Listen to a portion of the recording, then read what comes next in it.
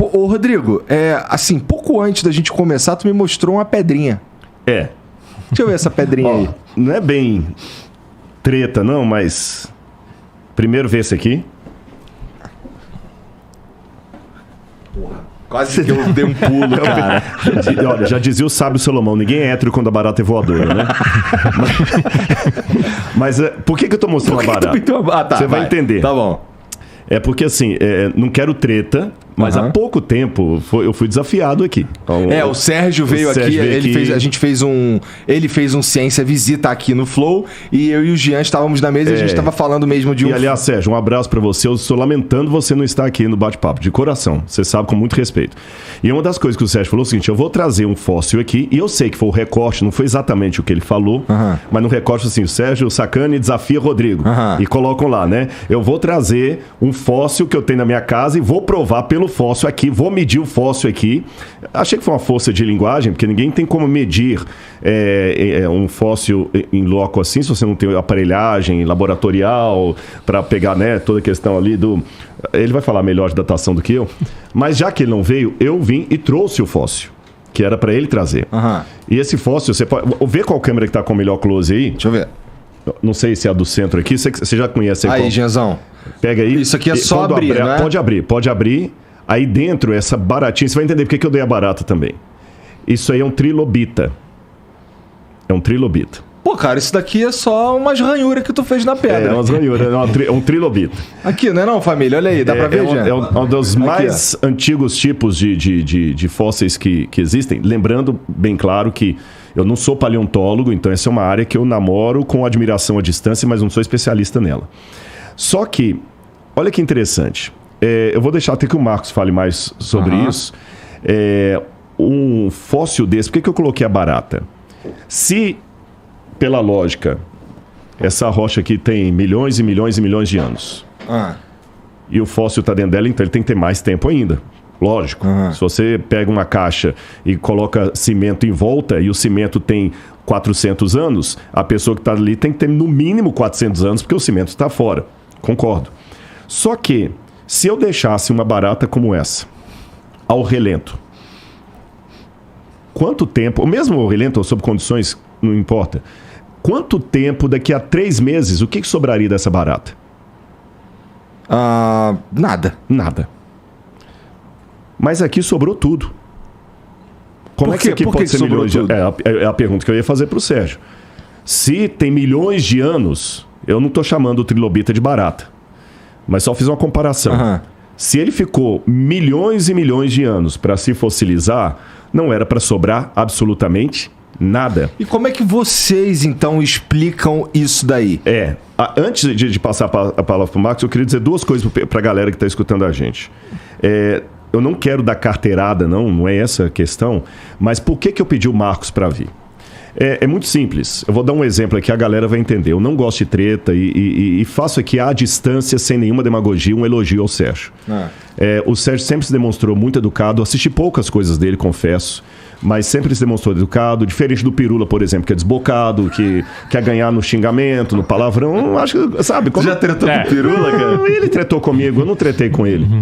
Ele tretou, você tá entendendo? Aí fala com minha vaquinha, porque eu não vou dar nenhuma resposta pra ele. Com quem? Fala com quem? Fala com minha vaquinha. Entendi. Não, sério, porque eu acho o seguinte, quando o camarada começa a xingar palavrão, é porque ele já não tem argumento. Quando ele perde a postura... Quando o cara é acadêmico, ele sabe discutir com classe. Quando ele abaixa, é igual a mulher brigando na feira. Você entendeu? Uma mulher de classe, eu assisti um filme uma vez, Vestida para Matar, muitos anos esse filme. E eu lembro de uma cena que era uma menina que ela era toda doida, delinquente e tudo, e aí ela pensa que morreu, ela foi condenada à morte, mas o FBI fala assim, olha, você não morreu, a gente tem uma injeção só para descansar, mas aquela morreu e você vai se tornar uma assassina de aluguel e você vai viver. Ela aceitou, e ela foi treinada por uma mulher lá do FBI. Filme. E aí, ela queria discutir tudo na base da pancada. Aí a mulher, que era clássica, falou assim, não, você quer vencer um inimigo, seja clássica. Você não vai na base da periferia. Sabe? Eu aprendi esse detalhe com esse filme. Eu acho que a gente tem que ter postura. Se o que eu falo procede, eu não preciso xingar sua mãe, te xingar de que você fala porcaria. Isso, em filosofia, e quem é acadêmico sabe o que eu estou falando, se chama argumento ad hominem. É uma falácia. Então, eu não preciso ficar, com todo respeito, como alguns pregadores que pensam que Deus é surdo, e ele só pega gritando, com todo respeito, Deus não é surdo. Dá para eu falar do evangelho do jeito que eu tô falando aqui. E também dá para eu falar com classe sem ficar xingando sua mãe. Isso para mim é ser barraqueiro, é coisa para feira. Pirula para mim gosta de feira. Entendi. Você entendeu? O Sérgio não. O Sérgio é outra categoria. Eu nunca tive a oportunidade de conversar com Pirula. Mas tudo bem. Jesus mandou a gente orar pelos inimigos e orar por quem nos persegue. E eu tenho que botar o evangelho. Inimigo é meio forte também, não é? Não, inimigo não é assim, mas também o cara que fica falando que eu só falo B, não vou falar que ele é meu amigo. Ele pode ser outra categoria, mas amigo também não é.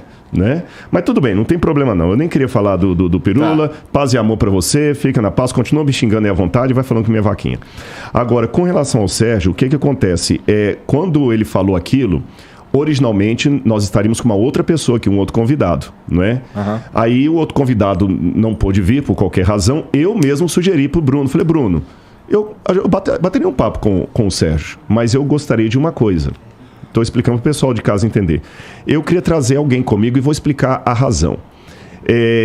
Vou dar um exemplo com a vacinação. Foi um assunto muito polêmico. E eu ouvi médicos defendendo a vacinação com todo o argumento médico e eu ouvi médicos criticando a vacinação com todo o argumento médico. Eu tomei minha decisão, não vou falar qual é aqui agora para não gerar polêmica, esse não é um tema.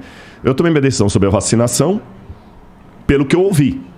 Mas, se um médico, vamos supor que minha decisão foi contra a vacina, e você me trouxer aqui para conversar com um médico que é a favor da vacina, ele vai me dar carteirada à torta e à direita, porque a área dele é medicina, não é a minha. O contrário também seria verdadeiro. Se eu fosse a favor da vacina, fosse conversar com um médico que é contra, ele dá carteirada. Então, o que acontece? Como esta... É mais ou menos a minha posição com qualquer programa que eu faço, né? Não, mas você é inteligente, eu não estou puxando seu saco, não.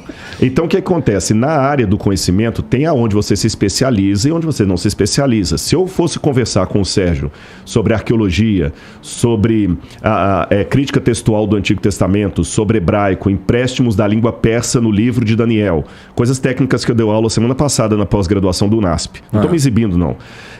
Por exemplo, a questão da escrita cuneiforme acadiana, ou como é que eu sei a datação de uma cerâmica romana diferente de uma cerâmica bizantina, ou do período do ferro. O Sérgio também vai boiar, porque não é a área dele. Você está entendendo? Mas como ele me chamou para um terreno que é a área dele, eu quis trazer alguém que é da área, até para falar assim, que eu não estou falando bobagem. E acho que é importante o pessoal conhecer o currículo do Marcos, porque o Marcos, eu não estou aqui para enaltecê-lo, ele foi até a aposentadoria professor da Unicamp, tem um recorde brasileiro nacional de publicação de artigos científicos em Qualis A. Tem uma reação química. Com o meu nome, sim. Com o nome dele. Então, quer dizer, o cara não é porcaria. Desculpa, ele não é um youtuber. Você tá entendendo? Ele não é um youtuber que fica falando um monte de coisa, não. Ele é acadêmico. Só pegar o Lattes. Você quer saber? Pega o Lattes, pega as publicações. Aliás, eu estou precisando alimentar meu Lattes. Eu tenho precisando colocar mais artigo acadêmico ali. Pega o Lattes, o currículo Lattes da pessoa, o que ele ensina. Então é que ele não vai pregar para ninguém, ele vai falar de ciência. Mas por alguma razão que eu respeito, embora me surpreenda, o Sérgio preferiu não vir. Mas como naquela fala do programa, que foi o recorte, ele falou que ia trazer o fóssil, então eu trouxe o fóssil. E aí a pergunta que você fez é a pergunta que eu gostaria de fazer para o Marcos. Eu, como leigo em paleontologia, a pergunta da barata eu faço para isso aqui. Se a barata deixada aí na natureza, em 3 meses eu não tenho nem as asas dela, como é que um trilobita deixado milhões de anos foi fossilizando aos pouquinhos e manteve tudo, inclusive o olhinho muito bem feito. O próprio Charles Darwin falou que o olho é a parte mais complicada da evolução, porque você não consegue explicá-lo através da evolução. E o trilobita, qual é o ancestral do trilobita? Quando ele aparece lá você tem vários períodos, cenozoico, fanerozoico, ele vai explicar isso. Então, eu não consigo ver como é que isso aqui tem milhões de anos e preservou, inclusive, toda a estrutura do ser. Eu só consigo ver isso aqui como um soterramento instantâneo que, de certa forma, petrificou o bichinho de uma vez só. Porque se ele ficou ao oxigênio, exposto ao ambiente, por uma semana, já não seria mais um trilobita. Porque nem um mamífero fica tanto assim. Mas aí eu vou parar aqui.